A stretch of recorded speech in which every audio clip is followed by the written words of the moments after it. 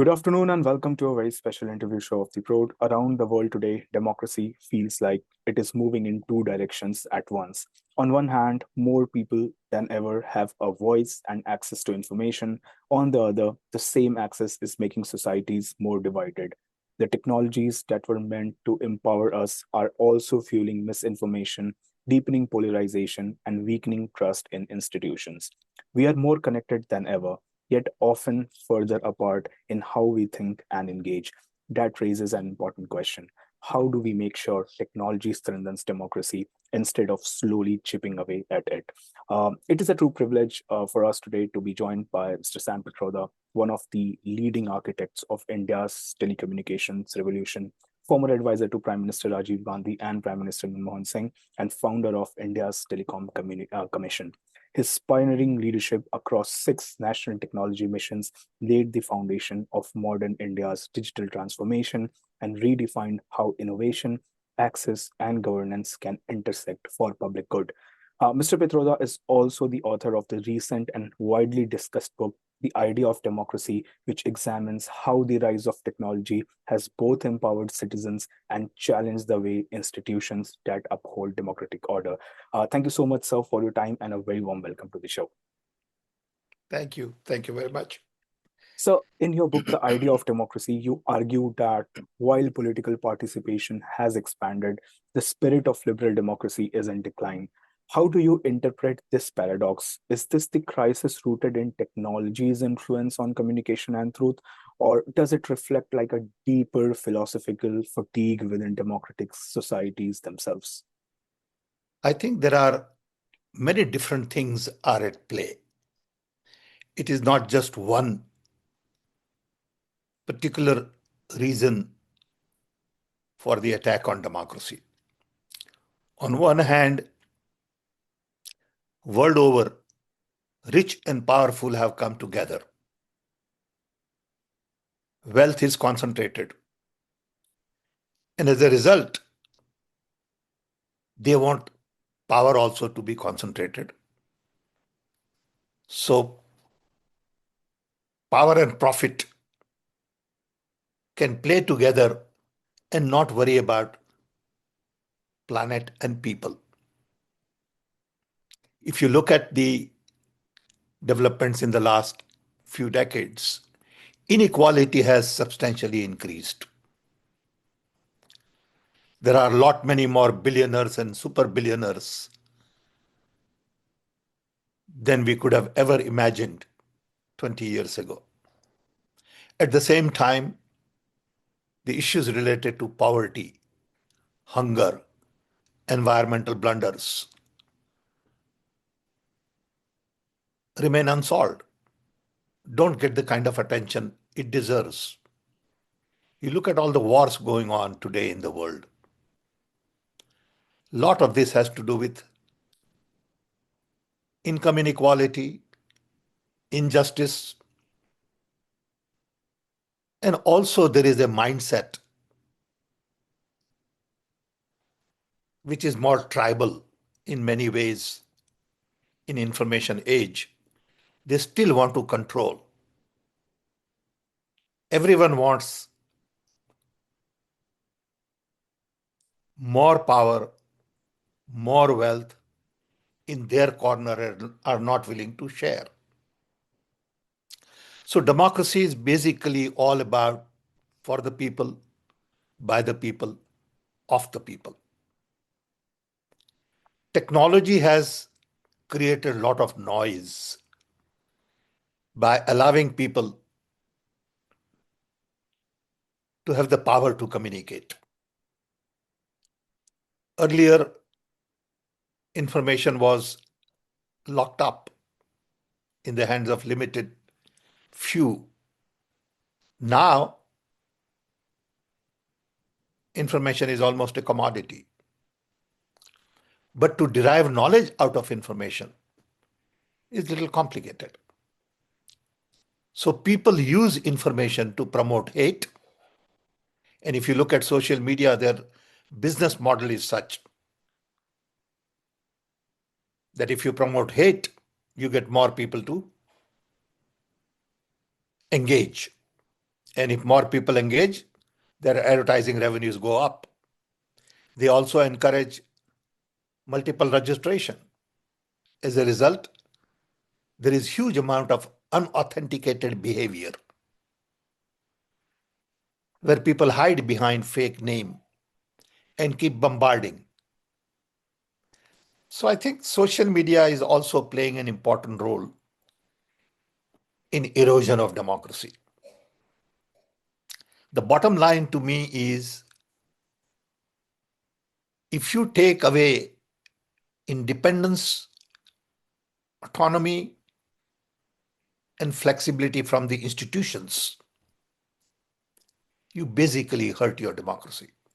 So, first requirement from my perspective is that institutions have to be independent, autonomous, whether it is judiciary, income tax department, security, police, whatever. Universities.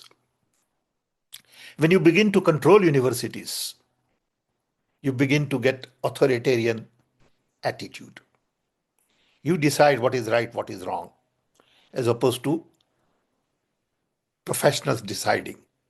And not that professionals are right all the time, but the domain expertise, individually and collectively, are very critical to decision making. Second thing is really media. If you control media, if you propagate only your views, suppress opposition view, have huge amount of access to money for propaganda, PR, allegations on people, then democracy suffers. Third really is civil society. Civil society is there for checks and balances. Whenever you hurt civil society by court cases, all kinds of complicated requirements, tax sort of allegations and all kinds of things you can do to really harass independent non-government organizations. And that really hurts democracy in the long run.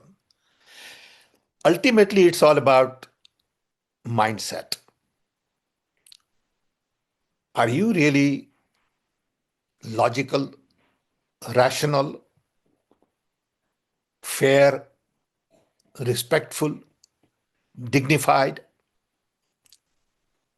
These are all important behaviors in democracy. What has happened recently is through election machinery, people come to power and many also manipulate elections. And then once they come to power, it is no longer democratic. It is authoritarian. So they basically capture democracy through votes. And ultimately, it is hurting large number of poor people. So in democracy, you have not only people promoting hate, but also dividing societies at the same time. Yeah. And it hurts everybody. Yeah. So, having helped lay the foundations of India's telecommunications revolution, you know firsthand how inclusive infrastructure can transform societies. So, looking at the 21st century, what's the new infrastructure of democracies that nations must build, digital, educational, ethical, to ensure participation translates into actual empowerment and less hatred in the society? See, when I started my work in India in telecom, we had basically less than 2 million telephones for 650 million people. It used to take 10 years to get a telephone connection. And when you got telephone connection, it didn't work 100% of the time. So my goal then was to really connect India, because India is such a diverse country, multiple languages, different religions, culture, customs, festivals. And I thought if we could connect everybody, we could really capitalize on the diversity.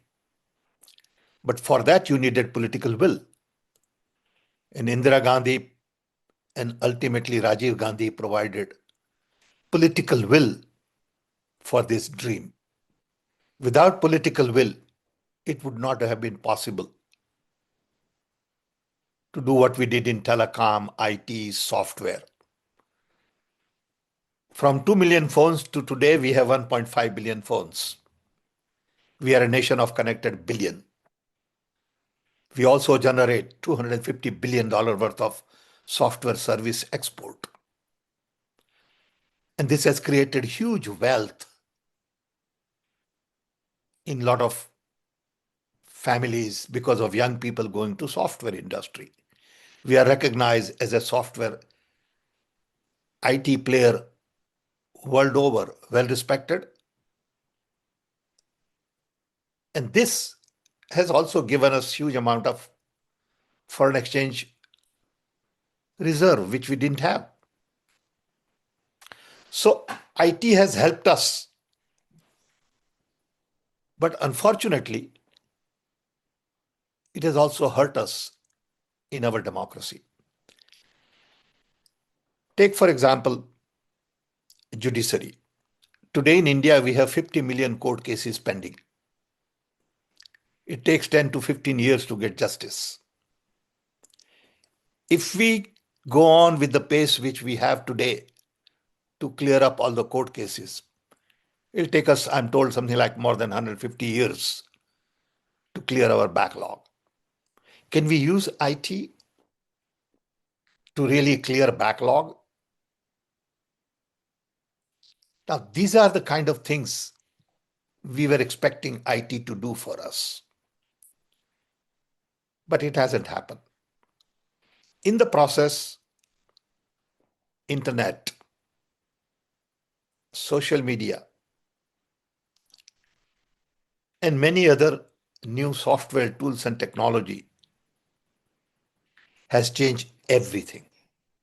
On top of it, now you have AI. AI is going to have huge, huge impact on everything we do. We know that. It'll have impact on our governance, education, health, day-to-day family life, shopping, banking. There isn't anything today, including democracy, which will not change because of AI. Now, how does AI change democracy? How do you make sure that new technologies are used to first make elections free and fair, then make institutions independent with checks and balances, make sure courts clean up their backlog, make sure that the financial movement is easier. Today, everything is very difficult. Look at all the forms you have to fill everywhere. So I think we will get over this hump. My worry is really a mindset of large number of people which is still rooted in command and control and not in communication, cooperation, collaboration, coordination, co-creation. That shift in mindset is going to be very important. We also think in terms of colonial approach to governance. We want to control countries. It's not possible anymore. We want to control communities. As opposed to celebrating diversity, we are hung up on building uniformity. And there is a huge transformation going on globally because the institutions we had set up after World War II, UN, World Bank, IMF, WTO, WHO, served us well for 75, 80 years. It is time to redesign those institutions. It is time to create new institutions for AI, as an example. In the last 80 years, we have never created a single new global institution of the type we have had with World Bank, IMF, UN, and others. So it is a time for churning. And out of this churning, I hope something good comes out. Yeah. So the rise of digital sovereignty movements from India and the EU to China and the US suggests that connectivity is now tightly bound to geopolitical strategy. Do you foresee a multipolar internet as compatible with democratic ideals, or does this fragmentation risk undermining the universality of like liberal thought? See, I do see decentralization as the key to going forward. But at the same time, we need centralization of some sort to encourage global trade, technology, business. So you will see decentralization in many areas to meet the needs of the local people in terms of language, culture, product, services, employment. And then you will need centralization for logistics, on energy, on transport, and many other areas. So I see both. There is no one solution. But I also see network of nations emerging as opposed to one superpower or two superpowers. Right after World War II, world got divided into US and Soviet Union based bipolar world. Either you could be with US or you could be with Soviet Union, but you couldn't be in both places. And that's when people like Nehru and Nasser and others talked about non-aligned movement. Then without firing a shot, Soviet Union fell apart and world became used to unipolar US leadership. Everyone thought that US will continue to dominate trade and technology until China could rise to a level China has been able to rise. And that really started sending alarm bells, saying, hey, China could be a next superpower. But that's not the way to look at the world anymore. I think all our terminology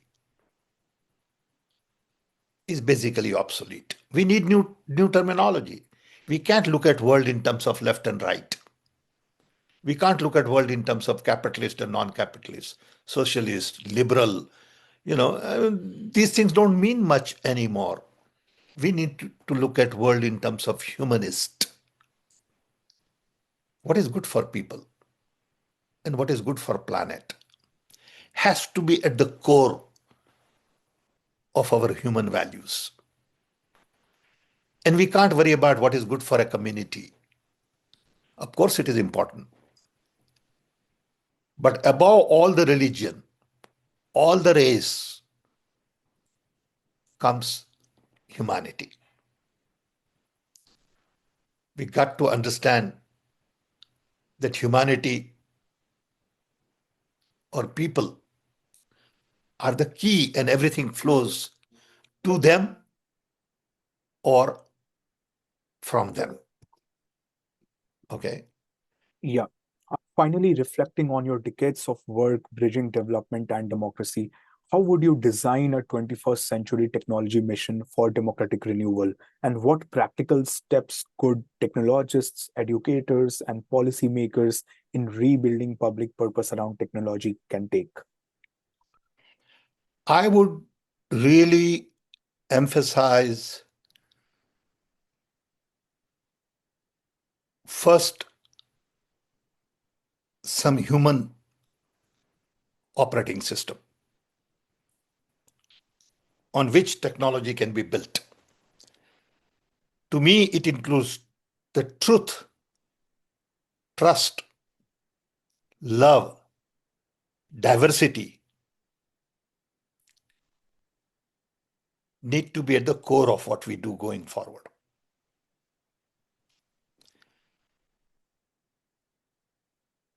In the back of it, to benefit everybody and empower every human being so they can live their life according to their own dreams and aspirations. We need democracy. We need rule of law. We need inclusion. We need institutions. Okay. Then we also need to realize that each one of us have to think of service. We can't be too selfish. Have to think of sustainability. Once you agree to these kinds of values, that we will not promote lies, we will not promote hate, not that everybody would follow that, but if large number of people believe in these things, we'll be able to then design technology. So take, for example, AI. AI would require complete redesign of the e-governance all over the world. Everything we do today is obsolete. Everything. Okay. We need new data sets. We need a lot more security and safety on the internet. We need privacy. We need, like human rights we have with UN, we need rights of the digital citizen. We don't have rights of the digital citizen defined. What does digital citizenship mean? Okay. Because you could be today living in one place, working somewhere else, doing an assignment for some other country and getting paid by somebody else. What does it mean? What is the meaning of borders in this new world? Okay. So all of these things require a new conversation, different mindset. So I would first focus on human operating system. We must agree on. We can't have leaders who lie through their teeth, cheat, and try to run a nation of multi-million people. There has to be some character, some values, ethics, morals, discipline. I think we have lost some of that very quickly. You don't see people like Gandhiji, Nehru, Tagore, or for that matter, Mandela, Martin Luther King, and many others. These are just to name few. Those kinds of people need to be in the mainstream. Today, everything is for themselves, or everybody is for themselves. And the bottom line to me is we got to move away from power and profit to planet and people. At the end of the day, two big challenges we are all faced with today relate to sustainability, global warming, environment. I mean, look at in Delhi, you can't even breathe because there is no fresh air. Okay. And second is really people. There is no need for us to have hunger, poverty, because we live in an era of surplus.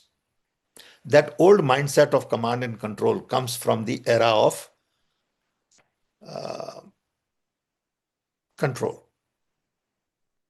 You wanted to control economy because you could take bigger piece. It was an economy of scarcity. Now you have economy of surplus. You can produce anything. You got to decide what is that you want to produce. And as a result, your focus must shift to what is good for planet and what is good for people. Technology is there to solve our problems. We don't have political will to address new challenges, new problems with new tools. Yeah, Mr. Pitroda, thank you so much for sharing your insights with us today. Your reflections reminds us that while technology possesses real challenges to democracy, it also holds the potential to strengthen it if guided by the right values and mission. And to our viewers, thank you so much for joining us on this special interview show of the Prode. Thank you.